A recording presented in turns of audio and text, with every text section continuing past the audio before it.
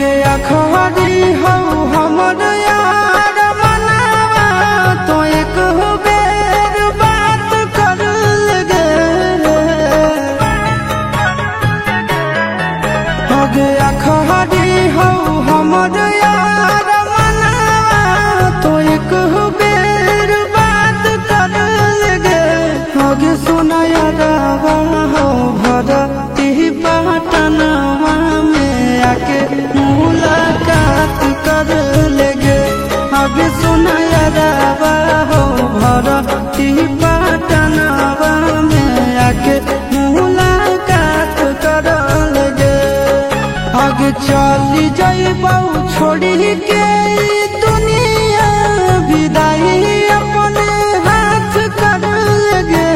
आगे सुना यारवा हो भरती पटनवा में आके मुलाकात कर लेगे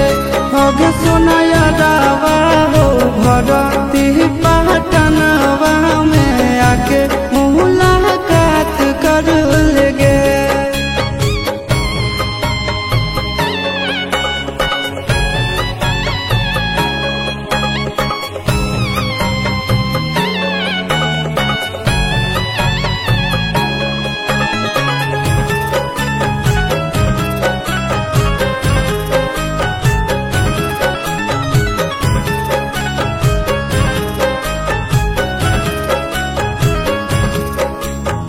मरे घर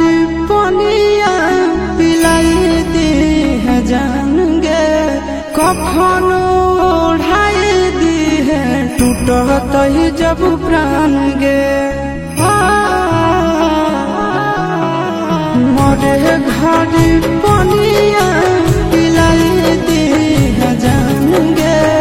कफन ओढ़ाई दी है टूटत ही जब प्राण गे अगर हमारा से तोरा जाती प्यार होता भेंट साक्षात कर लगे आगे सोना यारवा हो भरती पटनवा में आके मुलाकात कर लेगे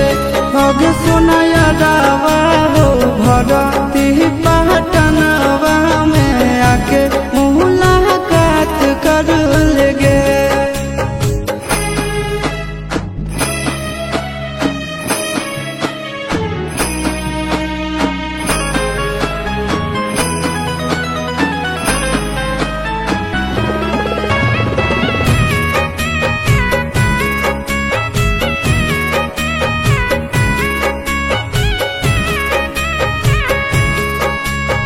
डॉक्टर जवाब दिल के बुलावा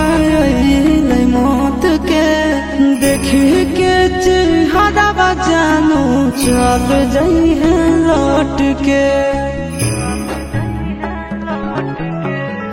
डॉक्टर जवाब दिल के बुलावा मौत के देखी के चेहरा जानू चल जाई है लौट के आगे अमन आलम दिला है आशीष नंदन से अभी